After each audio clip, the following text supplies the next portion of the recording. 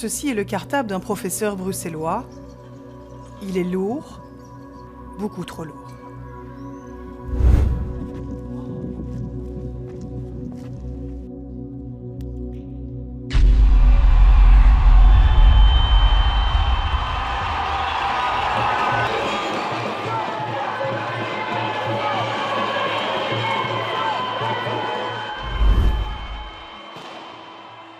Depuis des mois, le décret-programme de la Fédération Wallonie-Bruxelles a déclenché une crise majeure dans l'enseignement francophone. Et vous le savez, ce texte a été voté. Nous vous emmenons au cœur des écoles bruxelloises où vous allez le voir, la tension est bien loin d'être retombée. Outre le fait des économies, c'est un argument que je ne veux pas entendre, c'est la manière et le mépris dont est traité l'enseignement actuellement qui ne passe absolument pas. Une question demeure pour les 90 000 professeurs, les 900 000 étudiants et des dizaines de milliers de familles bruxelloises. À quoi ressemblera la rentrée de la fin de l'été? Le premier sentiment qui me vient en tête, c'est la boule au ventre, c'est une peur. Le gouvernement juge ces mesures indispensables pour redresser les finances de l'enseignement. Mais que deviennent-elles quand elles franchissent les portes des écoles? Sont-elles réellement applicables dans le quotidien des professeurs, des élèves et des familles? Nous avons décidé de nous placer là où les décisions prennent vie, ici, dans les écoles. Bienvenue dans Vue d'ici.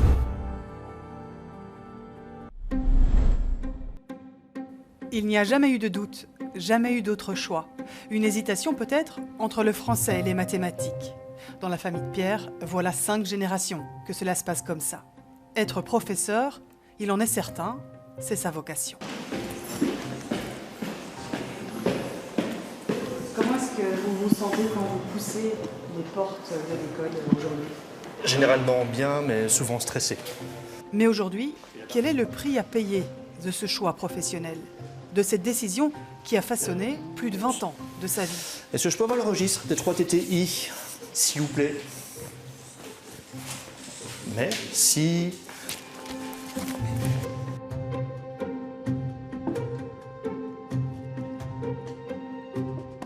Et la souris ne fonctionne pas, c'est génial. Le premier cours de Pierre ne commence que dans 1 heure. Mais ce professeur de français est déjà là et le rythme de la journée est donné. Alors, le street art, ok, avec 2 photos à travailler. On va fermer ça, ça sert à rien. Rebelote, lettre persuasive, quatrième. J'en ai quelques-uns à imprimer. Tu veux une copie, Louise? Je travaille la lettre persuasive pour l'instant. Notification, ton signe examen. Alors, hop. Bon. Tout le monde pense qu'en fait, les professeurs, ils arrivent ici et ils prennent leur classe. Et voilà, c'est tout. Ils commencent à travailler, puis ils rentrent chez eux et c'est fini. Ben non. Préparer les cours, corriger les examens, répondre aux élèves, anticiper la semaine suivante, une charge invisible. Est-ce que enseigner, ça reste le plus beau métier du monde? C'est un titre de film, ça. Oui, c'est un beau métier, mais c'est plus le même. Il est 9 h, le rythme s'accélère. Il faut maintenant réunir les élèves. Et là, surprise... Et va les gars, hein? Même si on n'est que 2. Allez.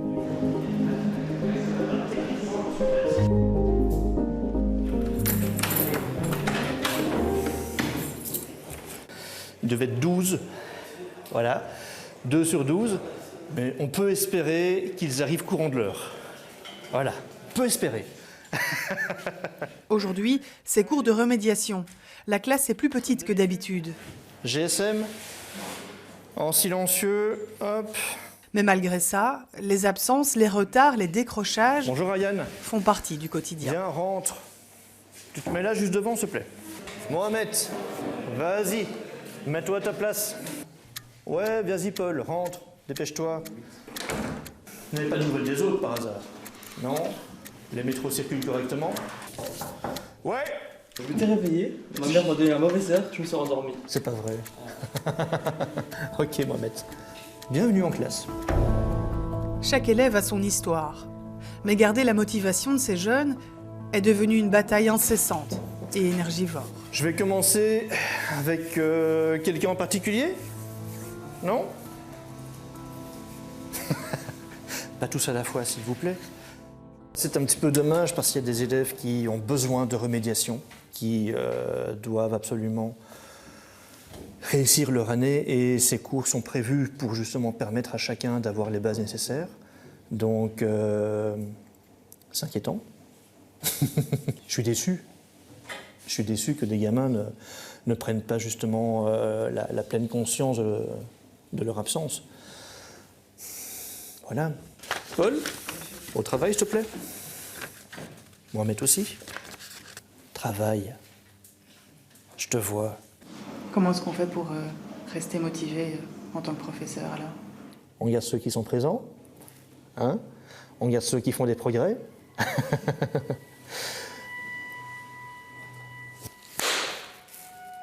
Vous êtes prêts?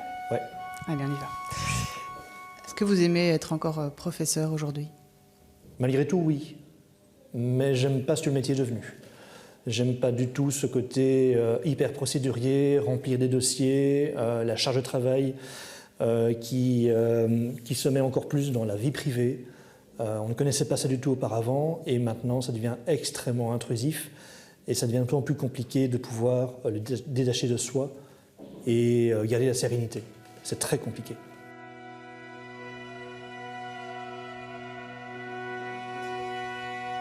Comme ce matin, avoir le remerciement de quelques élèves qui disent « Ah monsieur, j'ai compris », ça fait du bien, c'est chouette.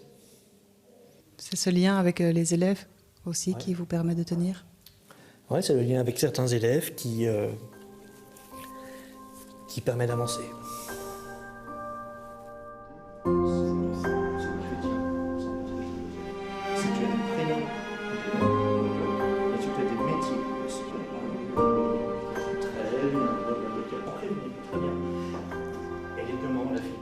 Dans cette école, les inquiétudes ne concernent pas seulement les salles de classe. De l'autre côté, c'est la réunion de direction qui débute. J'ai commencé les attributions avec les 2 heures face classe supplémentaires. La rentrée approche, il faut faire ses calculs, des chiffres qui, cette année, ont des visages. On va devoir se séparer de certains d'entre eux. Parmi les mesures les plus contestées du décret programme, il y a l'augmentation du nombre de périodes dans le secondaire supérieur. Les enseignants devront assurer 22 périodes de cours par semaine au lieu de 20. L'un dans l'autre, on serait entre 4 et 5 équivalents temps plein en perte. Donc il va falloir battre les cartes un peu pour tout ça. Je vais vous demander de nous laisser puisque ce sont des données un peu sensibles. Je n'ai pas envie de donner face caméra le nom des personnes dont on devra se séparer. Directrice, aujourd'hui, si on prend la photo aujourd'hui en juin 26, ce n'est pas le même métier qu'il y a 1 an ou qu'il y a 2 ans. Je trouve que c'est physiquement assez intense et c'est moralement intense aussi. On nous oblige de plus en plus à faire quelque chose de purement mathématique, de caser les gens en découpant des horaires. Clairement, ce n'est pas comme ça que fonctionne une école. Et justement, on avait cette liberté d'accompagner, de recruter, de conseiller. Et là, c'est quelque chose voilà, dans l'humain qui disparaît au profit de cette logique comptable. Et vous, comment est-ce que vous vous sentez, vous? Sur un fil, comme un funambule, voilà, essayer de garder le cap. Au fil de la journée, les missions s'additionnent, souvent discrètement, sans être comptabilisées. On profite un peu pour manger là? Oui, dans le calme. Dans les bonnes conditions? Profitons un peu de calme pour manger, oui. Ouais. Vous vous arrêtez jamais, en fait? Jamais, c'est impossible. Ici, c'est une activité volontaire où on encadre, grosso modo, on met à disposition le matériel pour jouer au ping-pong. Ça occupe les élèves qui ne peuvent pas sortir de l'école, qui n'ont pas d'occupation durant le temps de midi. Mais, mis à part ça, on n'a pas le temps de manger. À force d'être partout, de répondre à tout et d'encaisser aussi, Pierre a fini par s'arrêter. Et ce n'était plus un choix.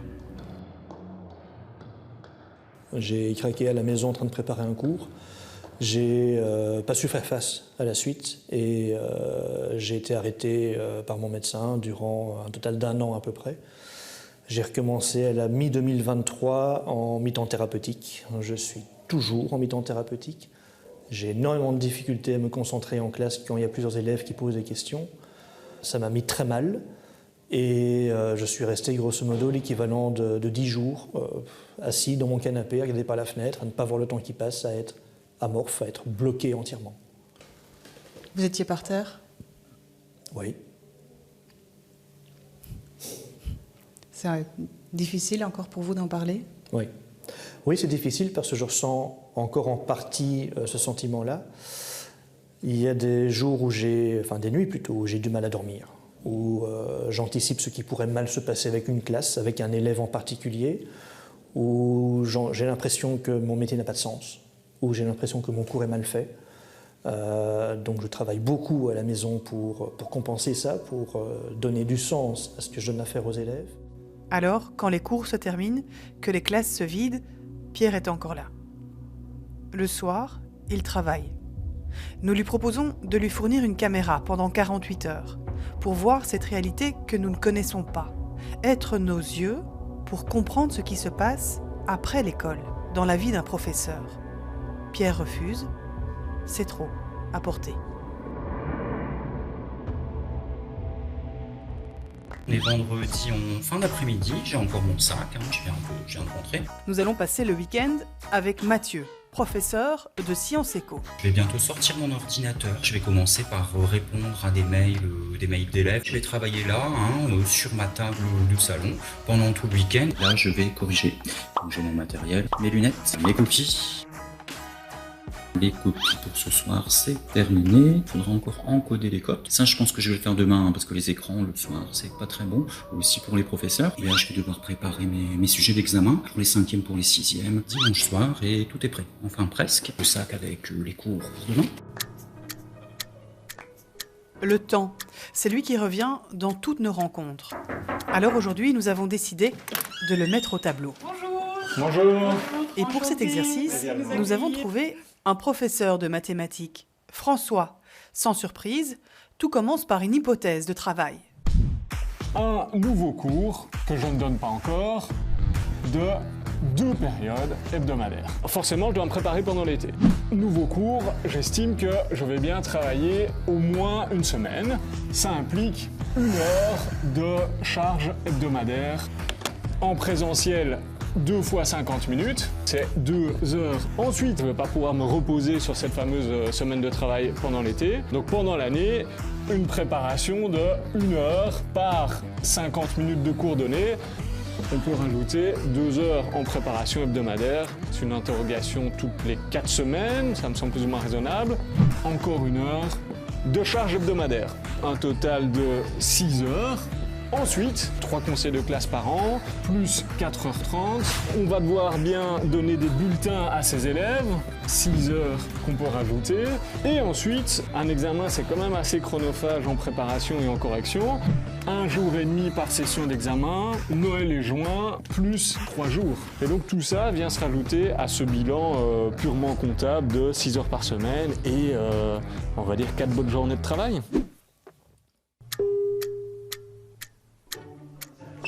Le temps manque, les moyens aussi. Pourtant, chaque matin, les cours doivent avoir lieu. Dans l'ombre, beaucoup de professeurs accomplissent bien davantage que leur mission première. Et dans son laboratoire, William est devenu expert en la matière. Ici, je mets les multiprises, puisqu'on n'a plus d'électricité sur les bancs centraux, pour pouvoir brancher les microscopes pour le cours de biologie de tout à l'heure. Comme il n'y a plus d'eau dans les robinets centraux au niveau des élèves, je dois préparer ça moi au début de chaque cours. Et quand les fournitures scolaires manquent, William n'hésite pas à utiliser son argent personnel pour acheter du matériel. Un jour, je me suis retrouvé un petit peu dans l'embarras, j'ai été vite chercher un paquet de piles pour pouvoir mettre dans des petits socles et faire ces fameux montages électriques avec eux, quoi. Ça dépanne grâce à votre bonne volonté. Oui, c'est un peu le métier, quoi. Ça, c'est clair, de faire du bricolage. Voilà. Soupe au brocoli. Et aujourd'hui, on en a ramené 2. D'habitude, c'est un seul. Elle n'a pas mangé, mais regarde, maintenant elle va manger, tu vas voir. Derrière ces assiettes se cache l'une des mesures les plus sensibles du décret programme. Dans certaines écoles, la gratuité des repas chauds pourrait disparaître. Ces dernières années, on se rend compte qu'il y a une augmentation de nos résultats scolaires. Je pense qu'une des raisons de l'augmentation, c'est que certains enfants doivent plus se poser la question qu'ils ont faim et qu'ils peuvent réfléchir à leur travail et plus être là l'après-midi à se tordre le ventre parce qu'ils ont faim, parce qu'ils ont mangé n'est pas assez nourrissant. Moi, j'estime que j'ai plus ou moins entre 15 et 20% des enfants qui sont ici à l'école qui sont dans cette précarité-là et donc où les parents doivent choisir entre payer l'électricité, le gaz, les frais scolaires, toute une série d'autres choses. Et donc, il n'y a rien à faire. Ces gens-là vont chercher de la nourriture, la meilleure marché. Et, voilà, et donc, la nourriture n'est pas de qualité pour pouvoir se concentrer. Parmi les aides cuisinières de l'école, il y a une maman, solo. Pour préserver son anonymat, son visage ne sera pas montré. Elle élève ses 6 enfants. Et lorsque la question de la fin des repas gratuits est évoquée, l'inquiétude est bien réelle. J'ai 3 enfants qui bénéficient de ce repas chaud-là. J'ai un peu de la chance aussi de travailler dans l'équipe. Comme ça, si jamais il y a des repas chauds qui manquent et qui restent, s'il y a des restes, je prends pour la maison. Des fois, il reste que les pommes de terre. Donc, il faut trouver quelque chose pour compléter le repas. J'ai de la chance d'avoir des enfants qui ne sont pas vraiment compliqués. Ils murmurent dans mes oreilles. Ils viennent jusqu'à dans la cour. Ils me disent, maman, s'il reste aujourd'hui, tu prends ça, tu prends ça. Je dis, OK. Et des fois, il n'y a pas. Quand ils rentrent, ils me disent, t'as pris. Je dis, mais aujourd'hui, il n'y a pas. Qu'est-ce qui vous rend si triste?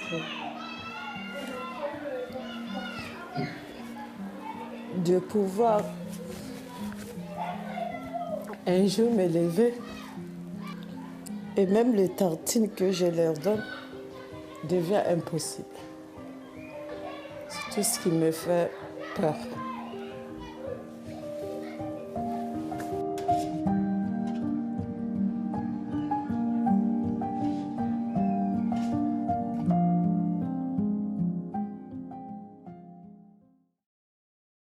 C'est la dernière question et je voulais vous proposer un petit exercice. Vous n'êtes pas obligé de le faire. Fermez les yeux. On est fin août.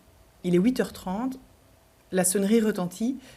Comment se passe la rentrée scolaire? Fin août, j'ai la boule au ventre, comme chaque fois que je rentre à l'école, parce que je ne sais pas qui je vais avoir en face de moi.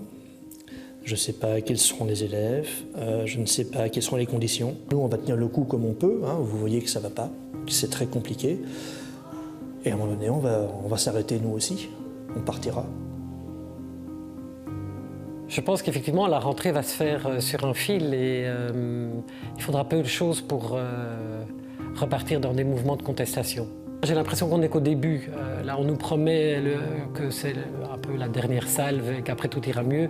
Je ne suis pas du tout confiante pour les années à venir. Je ne sais pas comment ça va être. Si je dois chaque matin remplir 3 boîtes à tartines pour des enfants qui doivent être à l'école avec les copains, est-ce que ça va aller?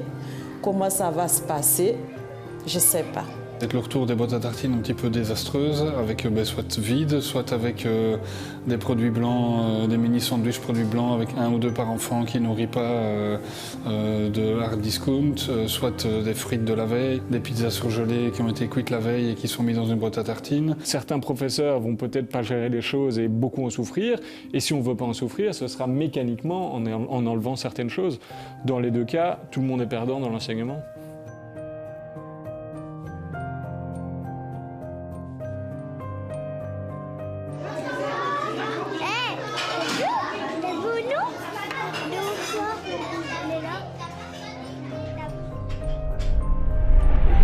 La suite de cette histoire s'écrira désormais dans les salles de classe. Nous avons décidé de regarder cette réforme depuis les écoles, depuis ceux qui l'appliqueront, ceux qui la vivront.